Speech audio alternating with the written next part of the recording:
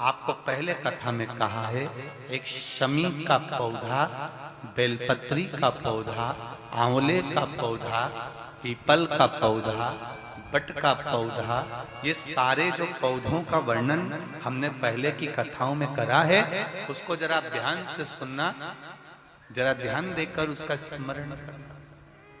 हमने पहले भी कहा इस चीज को कि बेलपत्री के पेड़ के नीचे या शमी के पेड़ के नीचे साधारणता नहीं है। बेलपत्री के पेड़ के नीचे लक्ष्मी का निवास होता है, पार्वती जी का निवास होता है, शिव जी का निवास होता है। पीपल के वृक्ष के नीचे 52,000 ब्राह्मणों का निवास होता है, भगवान विष्णु का और शिव जी का निवास होता है। इसलिए शिव जी का नाम एक पिपलेश्वर महादेव भी है। शमी के पेड़ के नीचे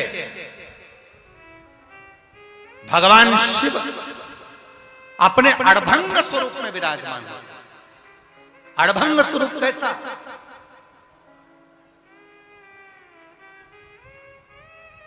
हम क्यों कहते हैं कि आप लोगों को भी पहले कहा, शमी का जो पत्ता होता है, देखा है कौन? शमी का जो पत्ता होता है, हम पहले भी कथा में कहा है, जो व्यक्ति मदिरा में डूबा रहता है, नशे में डूबा रहता है, जो व्यक्ति बहुत ज्यादा मात्रा में ये तंबाकू, गुटखा या पाउच आदि खाता रहता है और उसका गुटखा पाउच छूटने को ही तैयार नहीं होता, वो बेचारा प्रयास करता है, ऐसा नहीं है कि नहीं करता।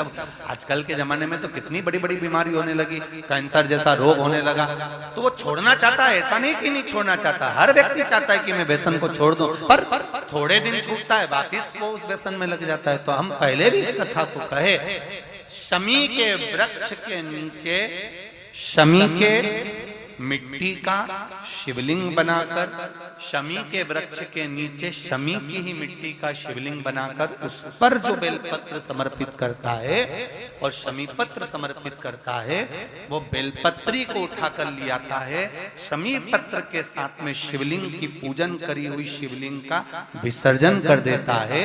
उसी दिन उस बेलपत्र को, लाए हुए बेलपत्र को जो शमी पेड़ के नीचे पूजन कर कर बनाया गया है, उस बेलपत्र को जो नशा करने वाला व्यक्ति होता है, उसको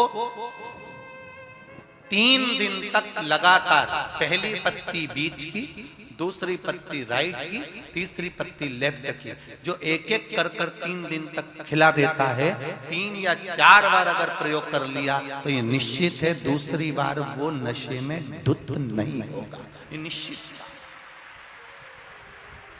शमी वृक्ष जो शंकर भगवान का अड़भंग स्वरूप जहां विराजमान, थोड़ा मदिरा पान करने वालों के लिए, व्यसन करने वालों के लिए, थोड़ा गलत कर्म करने वालों के लिए थोड़ा सा और बहुत जरूरी है। मेरा नवयुवक बेटा बेटियों से ये निवेदन रहा है और आज फिर कहता है, आप तंबाकू खाते हो, आप गुटखा खाते हो, आप पाउच खाते हो, आपसे निवेदन है ये समझ लीजिए कि आप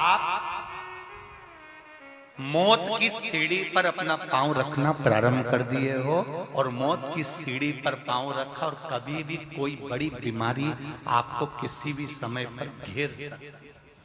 एक बात बहुत ध्यान से उतारना, मेरे बेटा बेटियों से निवेदन, नवयुवक बच्चों से निवेदन, युवान बेटा बेटियों से निवेदन है, हम सुपारी खाते हैं या कोई सामान खाते हैं, बार बार हमारा गाल कटता जाता है, फिर ठीक होता है, फिर कटता है, फिर ठीक होता है, फिर कटता है, दांत में, जबड़े पर और गाल में झार झार सी पड़ने लगती है।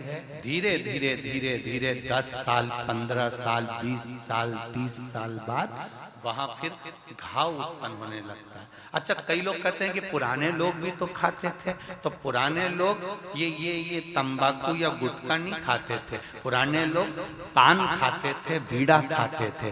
पान में चूना लगता था, कत्था लगता था और पान में एक तंतु होता है बीच का, वो तंतु एक ऐसा होता है जो अंदर बीमारी को पनपने नहीं देता। इसलिए जो बुजुर्ग लोग जो पान खाने वाले होते हैं, केवल जो पान का सेवन करते हैं, उनको कभी ये बड़ी बीमारी का रोग सताता नहीं है। और जो ये नया नया पाउच आता है जिसपे तुमने देखा होगा, उस पे कैंसर का फोटो भी बना रहता है, ये नए नए पाउचों पर कभी तुमने देखा कि पान पर फोटो बना हुआ है? पर पाउच पर, गुटके पर उसका समझो उसको।